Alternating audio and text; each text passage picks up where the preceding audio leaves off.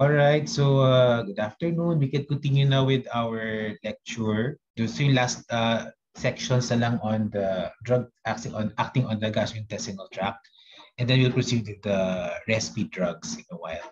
Okay, so uh, itong last part no are the drugs that are used in inflammatory bowel disease. So dalawa lang naman yung important na inflammatory bowel diseases. You have Crohn's disease and ulcerative colitis. So, ang focus ng mga drugs that will be discussed will be those which have anti-inflammatory effects locally for inflammatory bowel disease. So, the primary drug that is used to reduce inflammation in these conditions is mesalamine or your 5-aminosalicylic acid. So, actually, this compound is prepared in various preparations, no? Available in various preparations. Depending on where we want the mesalamine or 5-aminosalicylic acid to be released. Now, 5-aminosalicylic acid has anti-inflammatory effects, although the exact mechanism is unknown. They may still be related to their anti-inflammatory effects related to inhibition ng prostaglandin synthesis, inflammatory cytokines, and also in leukotriene production. So, yung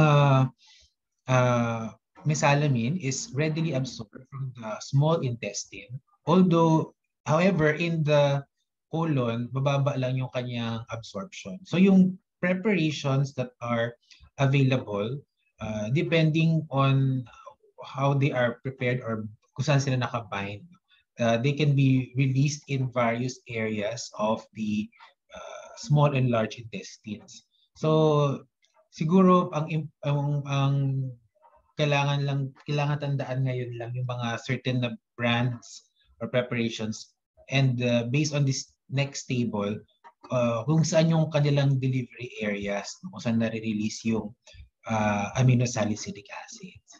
So for example, yung Pentasa, yung release niya is for the whole length of the small and large intestines, while Asacol and Lialda from ileum and then the whole of the large intestines.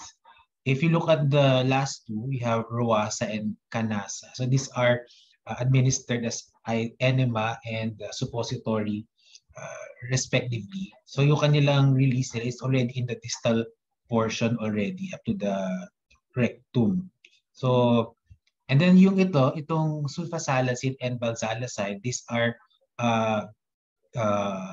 drugs that contain 5-aminosalicylic acid that is bound to either an inert compound, another 5-aminosalicylic acid, or sulfapyridine. So itong sulfasalazine tsaka valsalazide, sa large intestines lang siya nare-release. So ang nangyayari kasi dito nag-act doon yung intestinal flora to eventually release yung 5-aminosalicylic acid and break the azo bond. So pagka may azo structure kasi, yan, poorly absorbed siya sa small intestines. But upon the action of your gut flora, so nasisira na yung azo bond na yan and nare-release na yung 5-aminosalicylic acid. Now, yung sulfasalazine, which is pinaka-combine yung 5-aminosalicylic acid and sulfapyridine, is associated with a higher incidence of adverse effects due to the systemic absorption ng sulfapyridine moiety. So, which is an it's actually related to your sulfa drugs as we discussed them last time sa mga folate antagonists. So, this is why also the adverse effects of this drug is also associated with the characteristics of similar adverse effects as your sulfa antibiotics. So these are the adverse effects that are shown here. Yung GI upset, may folate antagonist effect. So in some references, it is suggested na magbigyan na folate supplementation in patients who are receiving sulfasalazine. So, on the other hand, yung mga valsalazine and oxalazine, so they are generally well tolerated because wala siyang sulfapyridine component. Okay? So ito yung, these drugs generally act only locally nga to reduce inflammation, but this does not mean na ito lang yung mga gamot for inflammatory bowel diseases. So other drugs that are used in Crohn's disease or ulcerative colitis are as follows. We have antibiotics can be given, glucocorticoids such as budesonide to reduce the inflammatory response. You have immunosuppressive antimetabolites. Azathioprine and 6-mercaptopurine are purine analogs or purine metabolites, antimetabolites. So, well, you know that azathioprine is also used as an immunosuppressant in patients who have undergone organ replacement, while 6-mercaptopurine is a chemotherapeutic agent. But pharmacokinetics-wise, yung azathioprine na may metabolize din siya and transform into 6-mercaptopurine. On the other hand, methotrexate is a dihydrofolate reductase inhibitor. Other drugs that can reduce inflammation include anti-tumor necrosis factor drugs, so like your infliximab, adalimumab, and golimumab. Some of these drugs can also actually be used in as disease-modifying anti-rheumatic drugs, so sa mga rheumatoid arthritis. And ito namang natalizumab is an integrin inhibitor therapy. So it's a monoclonal antibody that blocks the integrins sa circulating leukocytes. So this particular drug is associated with multifocal leukoencephalopathy. So how would you know which drugs would be given to a patient with inflammatory bowel disease? Is dependent on the response to the initial drug and the severity. Also, yun yung dalawang factors, severity of the illness and the responsiveness to therapy. So yung mga nasa baba na mga drugs are less efficacious but they carry lower risk na mga serious adverse effects. So kaya sila yung unang-unang binibigay. While as you go up the pyramid, so ito na yung mga mas efficacious, however, they are associated with higher degrees of adverse effects. So iba mga drugs dyan hindi na natin masyadong i-discuss. Ang pinaka-focus natin would be yung sulfasalazine and those which contain your aminosalicylic acid. Okay? And then going towards the end, you have pancreatic enzyme replacements. So pancrelipase or pancreatine are porcine pancreatic lipases. So, and this would address the steatorrhea associated with decreased fat absorption pagka may inadequate secretion of pancreatic lipases.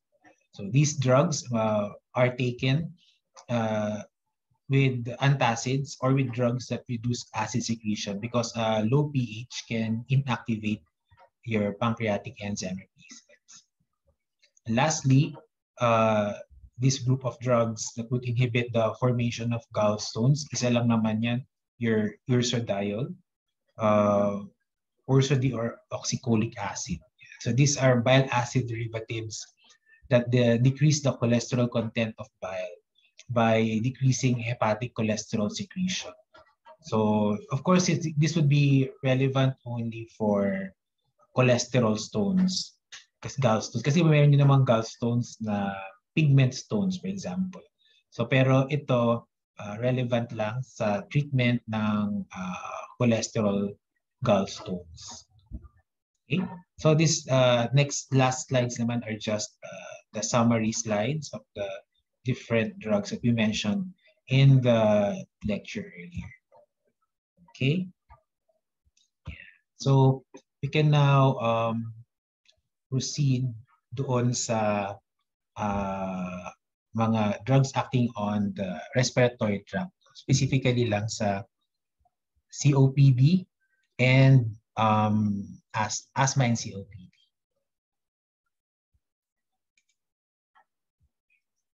I'll just change my slides.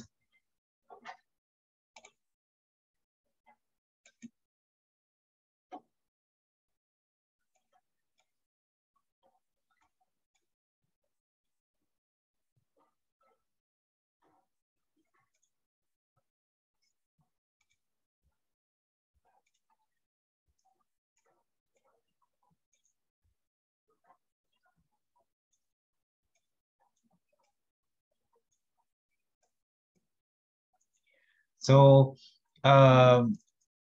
we'll focus only on these conditions, no? And may overlap actually ng paggamit ng mga medications for asthma and COPD. But we know that these two conditions, while obstructive lung diseases, vary differently in terms of their characteristics. Therefore, the benefits of the medications would differ depending on the condition. So as we know, asthma is characterized by airway inflammation and episodic reversible bronchospasm with sometimes with the severe shortness of breath pagka nagkaroon ng exacerbation. So drugs that are useful in asthma would include bronchodilating agents and anti-inflammatory drugs. So yung mga smooth muscle relaxants, yun yung mga bronchodilators. These include beta selective agonists, your anti-muscarinic agents, and methylxanthines. Now, you might note here leukotriene receptor blockers. Now, you will see in the last bullet ng slide na to that dual yung action yan. But actually, meron ding meron siyang, sorry, hindi pala sa last bullet, this part sa anti-inflammatory, that it has a dual role both as bronchodilator and as anti-inflammatory. So, however, leukotriene antagonists are not used for its bronchodilating effect. Primarily, yung kanyang anti-inflammatory effect, yung ating i-utilize. That's why it's classified as a controller. Together with corticosteroids, mast cell stabilizers, and anti-IgE antibodies. In contrast to asthma, itong COPD naman, this is characterized by an airflow limitation or obstruction that is less reversible and usually has a progressive course. However, many of the same drugs used in asthma are also used in COPD, albeit varying efficacies. You will also note in this figure that antibiotics are actually routinely used in COPD treatment, exacerbation treatment. So that's one major difference sa pag-manage ng COPD during exacerbations, that antibiotics are routinely given, while in asthma, hindi siya routinely given. So this will be the coverage of the lecture. So just to review yung pathophysiology ng asthma. So ang immediate na cause ng asthmatic bronchoconstriction is yung release ng mga mediators from IgE sensitized mast cells, and yung iba pang mga cells na involved sa immunologic responses. So yung mga mediators na to would include several leukotrienes that are involved in inflammation, as well as chemotactic mediators that would attract more inflammatory cells into the site. So eventually, when you release these inflammatory mediators and cytokines, it will lead to chronic inflammation. So yung chronic inflammation, nag-result siya sa bronchial hyperreactivity. So meaning, they become hyper-responsive sa mga na-inhale na substances that will stimulate bronchospasm. So this would include antigens, histamine, muscarinic agonists, and various irritants such as sulfur dioxide, which is released from combustion of fuel, and also cold air. So these substances do not actually directly cause bronchospasm, but since there's already chronic inflammation and bronchial hyperactivity, these irritants precipitate yung bronchospasm. So this reactivity is also partially mediated by vagal reflexes. So this would explain some of the added benefit and utility ng mga anti-muscarinic agents in this case. Okay? So just important terms dito yung mga IgE na mediated na disease. This is an example of an IgE mediated disease. And well, itong pag-release nga ng mediators from mast cells, this process is known as mast cell degranulation. So this is just the immunologic model sa pathogenesis ng asthma. So pag na-expose yung exposure to an antigen causes synthesis of your IgE, which binds to and will sensitize the mast cells. So pag na-sensitize, and of not just mast cells but also other inflammatory cells. So pagka na-sensitize na to, yung mga mediators can be released already from these sensitized na mast cells. And again, yung pag-degranulate can be precipitated by various mediators as well as irritants. In contrast naman itong COPD, meron siyang degree of permanent structural damage sa airways and parenchyma. And this usually seen in elderly patients and long-term smokers, chronic smokers. So it starts with chronic bronchitis, and then this it's like you inhaling pollutants, pagka sisigarilyo ka, tapos of course the body then reacts to that by sending inflammatory cells, yung macrophages, that would get rid of the pollutants that you are inhaling. And in that process, they can also damage the alveoli. So kaya nagkakaroon ng nasisira yung elastance ng alveoli, tapos parang nag-merge yung mga maliliit na alveoli, and eventually there will be air trapping. So since hindi na bumabalik sa original size yung alveoli, so hindi mo na nare-release yung air back. Kaya it's an obstructive disease in a sense that there's structural damage. Kaya di ba ang x-ray ng isang patient with COPD or emphysema, parang hyperinflated yung nakikita natin. Tapos yung heart, para siyang ang thin ng heart, tapos hyper-aerated yung lungs because of the air trapping that occurs. So the exacerbation ng symptoms are often triggered by an infection, and this occurs in elderly patients. Is usually poorly reversible with bronchodilators. So when we talk about strategies in treating asthma, so the acute bronchospasm, kailangan siyang i-treat kaagad-agad with bronchodilators or what we call reliever drugs. So ang mga drugs that belong to the reliever categories would include beta-2 agonists, muscarinic antagonists, and theophylline, which is an example of a methylxanthine. So eventually, yung long-term preventive treatment requires control ng inflammatory processes. So kaya these are labeled as controller medications. Ang pinaka important dito sa mga controllers would be corticosteroids. Dati, sinasabi na nagbibigay lang ng corticosteroids kapag severe or poorly controlled yung asthma. But now, there's a shift in the treatment ng pagbigay ng corticosteroids early. However, in the form of inhaled corticosteroids. Yeah. So, nauna kasi syempre available yung mga systemic na corticosteroids. Ang problema doon, maraming adverse effects associated with systemic corticosteroid therapy. Yan. Aside from corticosteroids, long-acting beta-2 agonists can improve the patient's response to corticosteroids.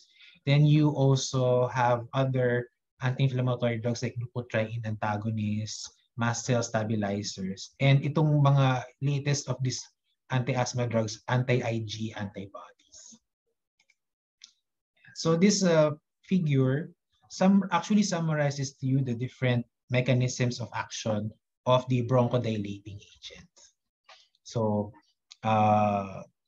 yung ating beta agonists, as you recall, they would act on G protein coupled receptors and activate adenylyl cyclase to convert ATP to cyclic AMP. And the second messenger would act on other, downward cascades, really leading to bronchodilation. Itong theophylline naman, you will see in this slide, has two mechanisms of action. It inhibits the degradation of cyclic AMP by inhibiting phosphodiesterases. This is the enzyme that degrades cyclic AMP.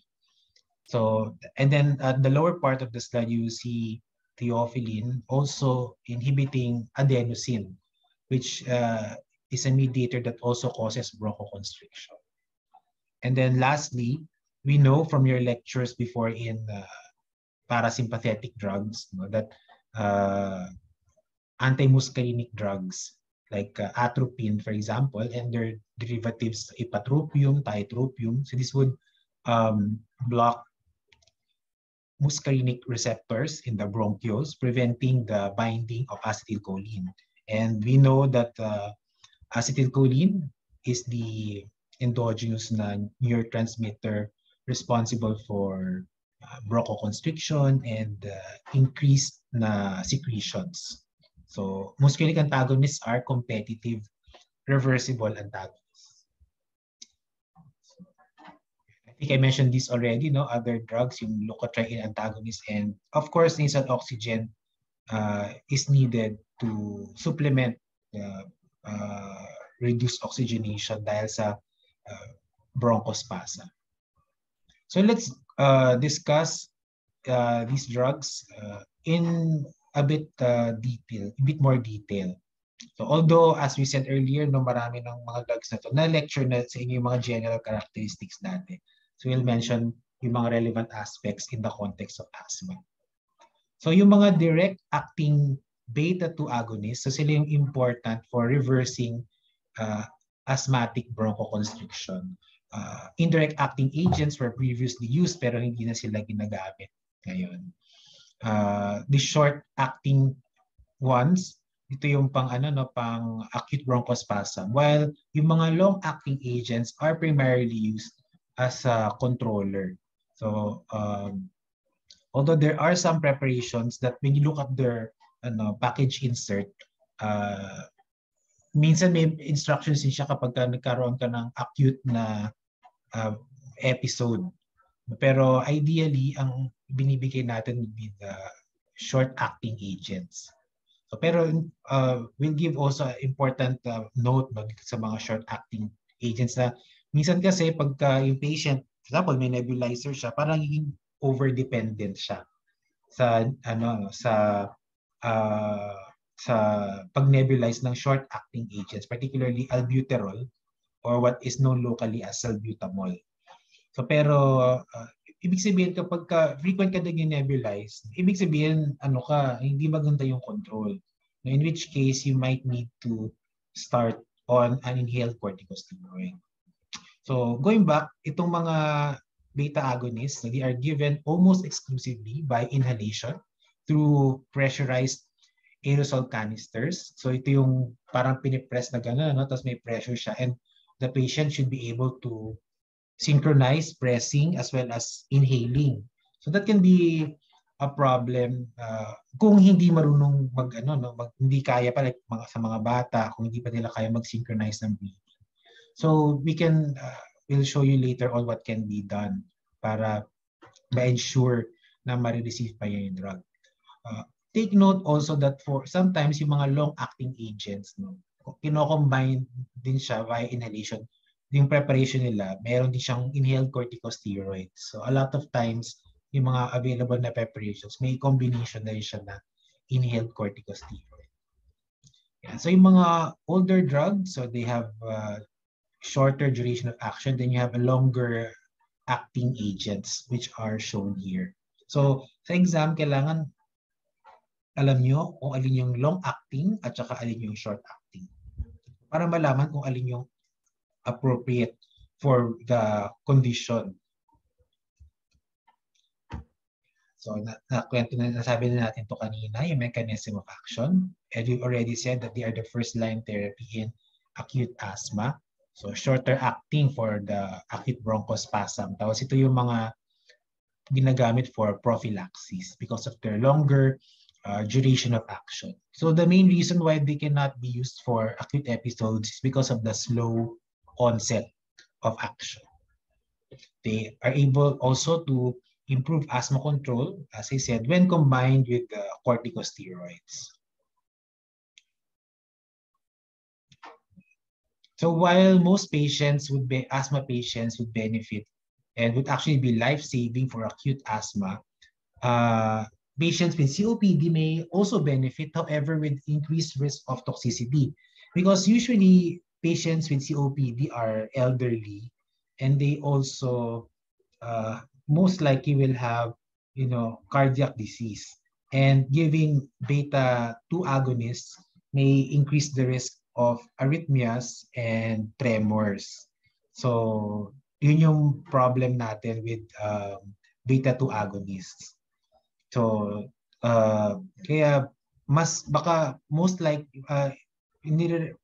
maraming mga pasyenteng may COPD, mas preferred yung mga anti-muscarinic agent sa kanila.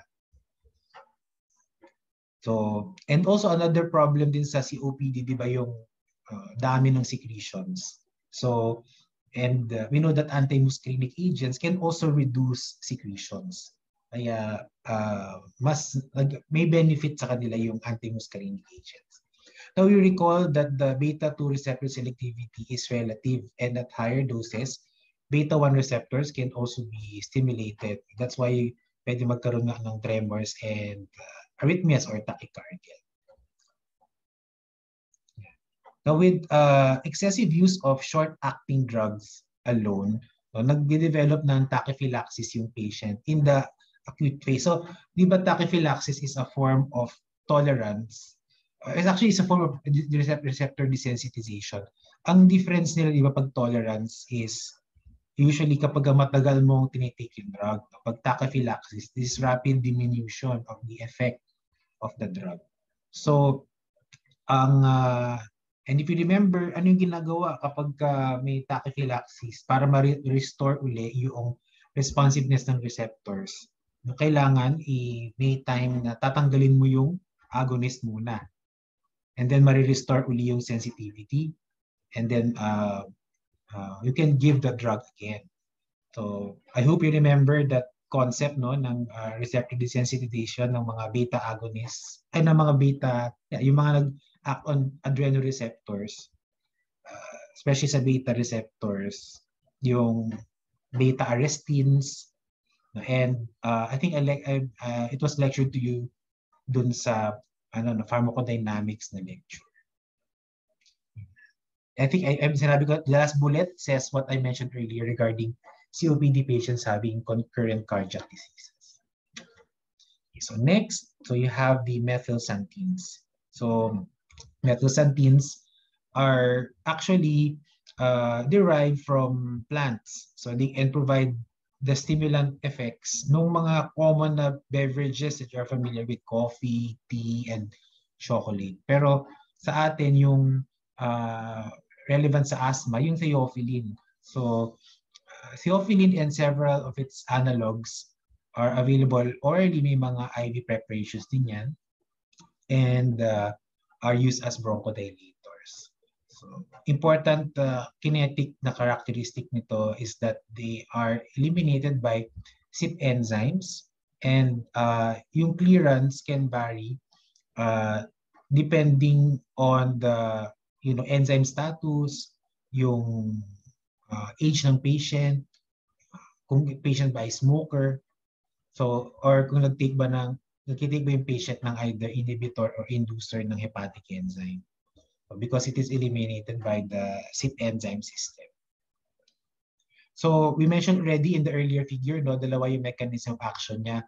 But ang primary dito is the inhibition of the phosphodiesterase, which would slow down the degradation of cyclic AMP.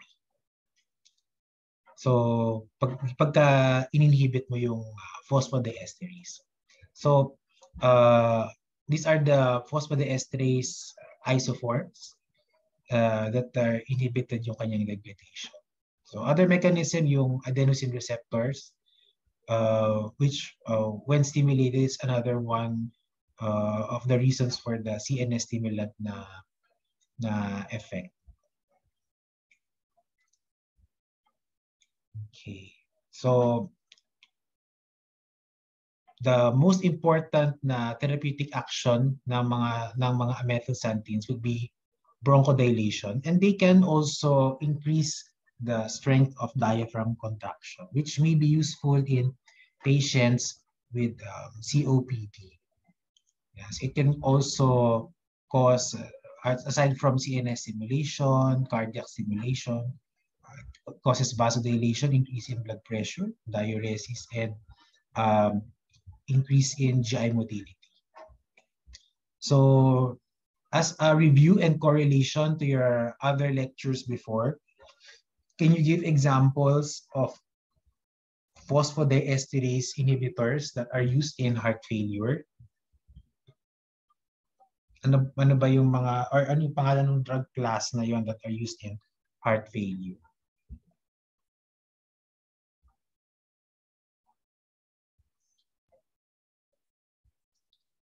Sige na.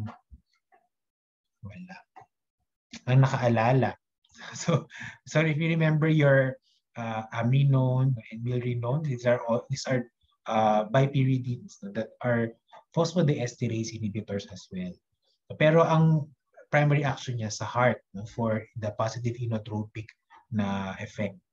So, they also actually share similar characteristics. Pero sa theophylline and the different preparations, ang pinaka-problem naman natin is more on the CNS stimulation, yung seizures. So kaya actually itong theophylline are actually narrow therapeutic index drugs, and increase yung risk ng seizures, no, with these drugs. Kaya these should be used carefully. Yeah, so it's primarily used in both asthma and COPD. We have slow release theophylline available, aminophylline as a salt of theophylline. Then you have oral preparations as well. So this is a selective PDE4 inhibitor, roflumilast for COPD. And then your pentoxifylline for intermittent claudication. So pero syempre alam naman natin ang pinakamaraming non-medical use ng methylxanthines is in beverages, no? So yung mga coffee, tea, and cocoa. Pero actually 2 cups of strong coffee can provide enough methylxanthine to produce measurable bronchodilation. Other common adverse effects would be GI distress, tremor, insomnia. Coffee and tea are associated also with a lowering of even chocolates, a lowering of the lower esophageal sphincter pressure, precipitating attacks of GERD, yung mga esophagitis. So yung mga may GERD, di ba sinasabi sa kanila, huwag na uminom ng kape or kumain masyado ng chocolate, because this can actually lower the pressure in the lower esophageal sphincter. Very large doses can cause seizures and arrhythmias. Similar dun sa mga bipyridines. Pero mas prominent dito yung seizures. Dun sa bipyridines, more cardiotoxic sila. Okay. So next, we go to your muscarinic antagonist. So we know the prototype antimuscarinic, which is atropine. And historically, they have been used to treat asthma. Problema, they have a lot of systemic effects. Kaya hindi sila well tolerated. These have today been largely replaced by ipratropium, yung mga ammonium, quaternary ammonium compounds. So and these are, if you remember sa kinetics, no, pag quaternary siya, diba? Drugs are always charged. So, and therefore, hindi sila nagko-cross ng membranes that easily. That's why when given via the inhalational route, hindi siya nagkakaroon ng significant na systemic na effects because it primarily stays in the compartment where you administer it. Okay?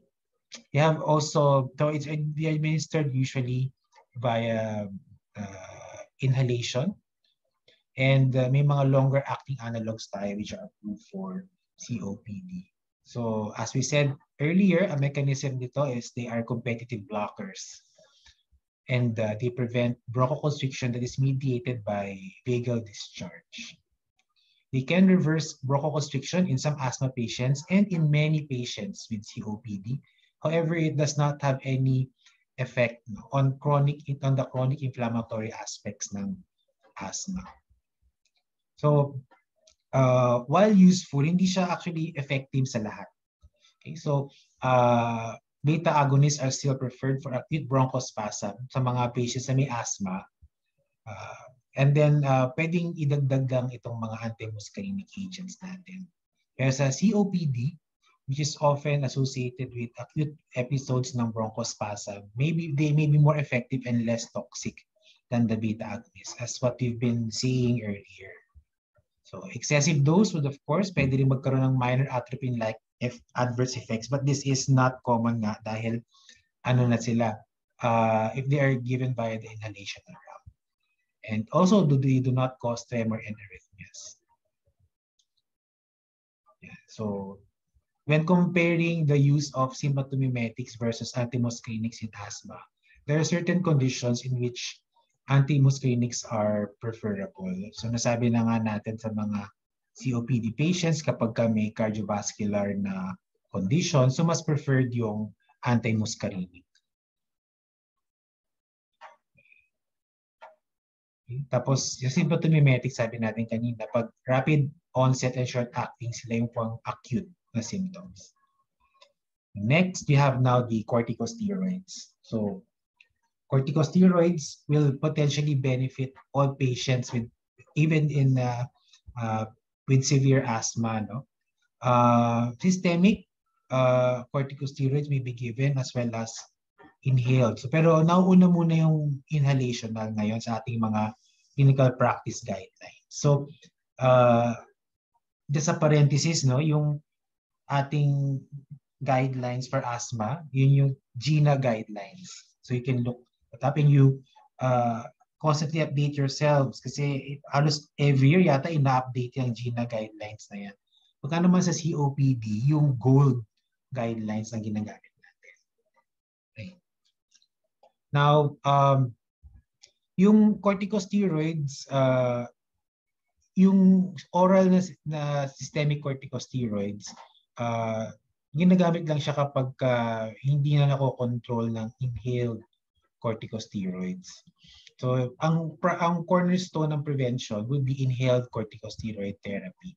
So, even in moderate to severe asthma, basta hindi siya well controlled, you start already with inhaled corticosteroids. Yeah. So, maganda sa inhaled, syempre, less yung kanyang systemic na adverse effects, yung mga symptoms ng Cushing's syndrome, hypertension, cataract, diabetes, dyslipidemia, osteoporosis. So yun yung mga hirsutism. So yun yung mga problem natin sa systemic corticosteroid therapy, lalo na pagka-prolonged. So yung inhaled, that would limit the adverse effects. Primarily local, pagka hindi nag-gargle yung pasyente after mag-inhale, pwedeng matrap yung drug sa sa pharynx, causing alteration of normal flora, and therefore candidiasis can develop. So kailangan mag-gargle after mag-inhale ng corticosteroids. And then problem din with growth retardation. Although later we'll mention nga na while there is measurable growth retardation, especially in children, they're actually able to reach their normal adult stature. Babagal lang, pero eventually, they are able to reach the normal stature. Now, IV corticosteroids are used in status asthmaticus or in asthma in acute exacerbation na pwedeng life-threatening na yung severity. So, usually hydrocortisone ang binibigay intravenously, although prednisolone may also be given. So, these agents are anti-inflammatory drugs that would inhibit phospholipase A2, reduce the prostaglandin concentrations and leukotriene concentrations. Kasi sa taas siya mismo, di ba?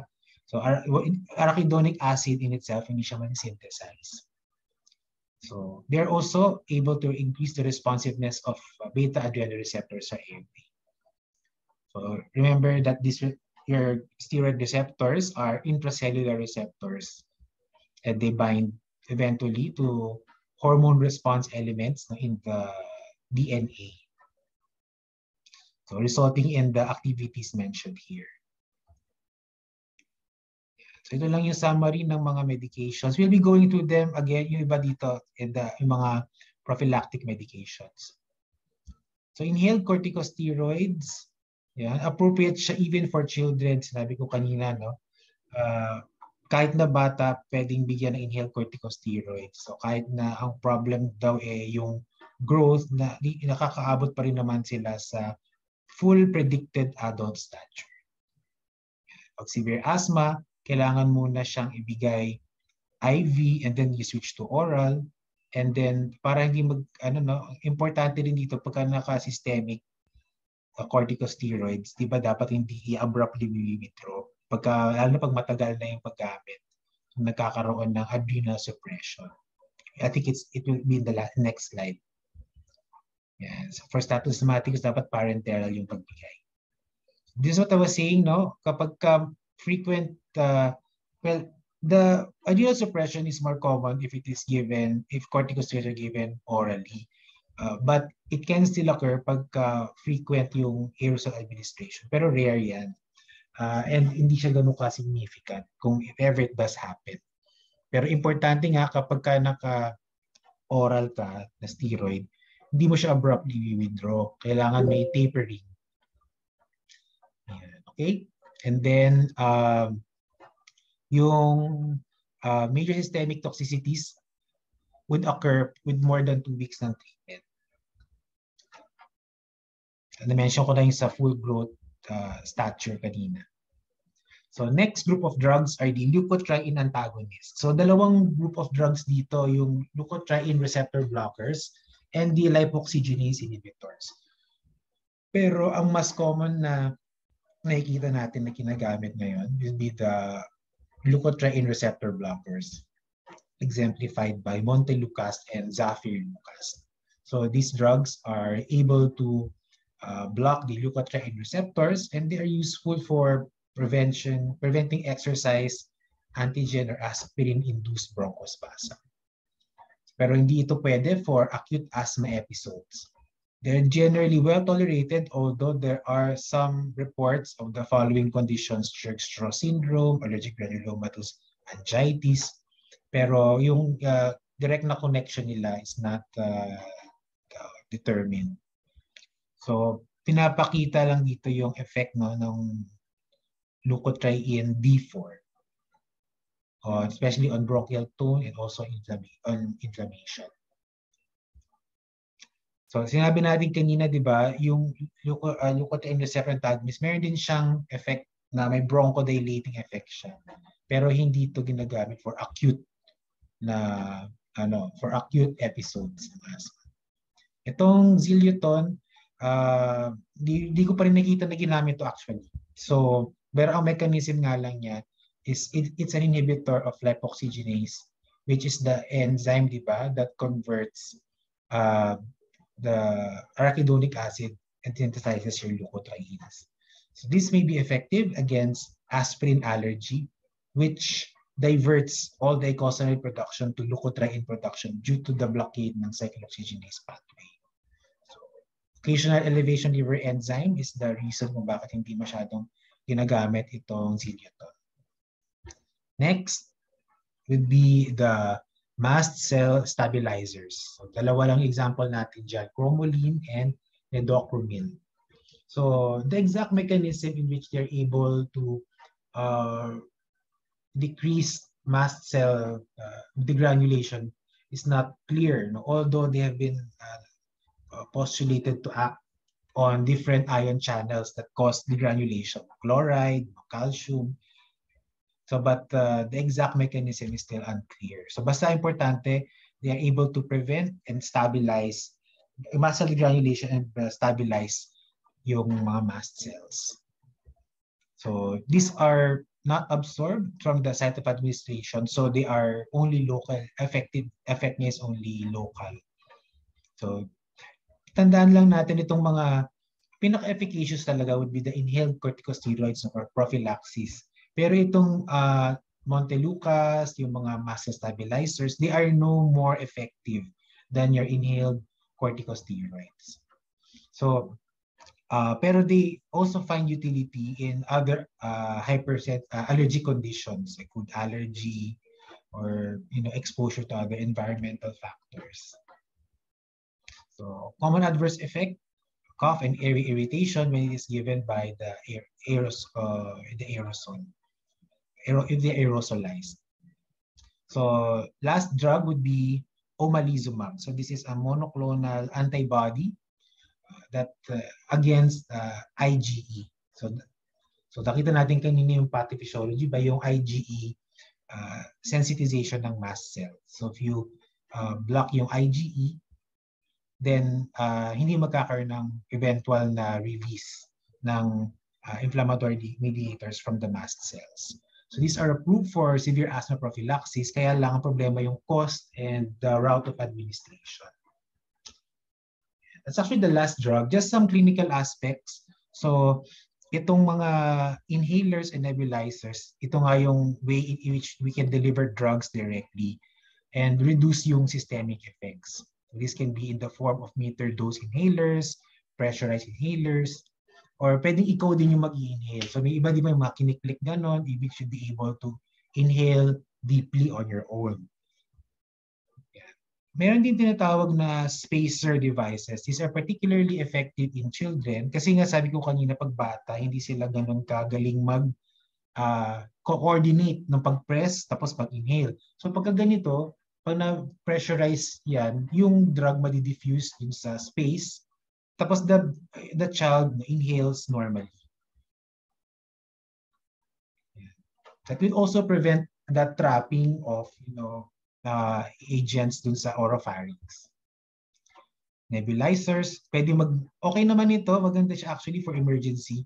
And kaya lang for status matic kung saan yung binibigay sa hospital treatment. Pero ang problema, yung pwedeng maging over-reliant yung isang patient sa nebulizer. So pagka laging nebulize, sabi ko nga kanina, dapat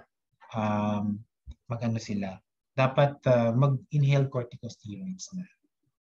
And lastly, oxygen therapy, supplementation would benefit patients who are having difficulty of breathing. Pero in patients with COPD, na kailangan yung low oxygen, high carbon dioxide content for respiratory drive. So yun lang yung exception sa high low oxygen in patients in respiratory distress. So dito sa part ng treatment ng COPD, maybe I'll just focus on the last slide. No? You just read through the similarities between asthma and differences. So sa treatment, so ito yung differences ng benefits ng iba't ibang agents. So for acute symptoms, pwedeng short-acting, beta agonist, or anticholinergic, or combination. Pag persistent, you give long-acting, beta agonist, or anticholinergic. Pag severe obstruction, you can also, the severe airway obstruction, can be reduced by regular use of inhaled corticosteroid. So nagbe-benefit din sila for regular use ng from ng inhaled corticosteroids. We mentioned already this part na yung theophylline sa pag-improve ng diaphragm strength. Pero ito yung main difference sa pag-manage ng exacerbation is the routine use of antibiotic because ang usual na nagtitrigger ng exacerbation sa COPD would be bacterial infections. Okay, I think that's the last slide.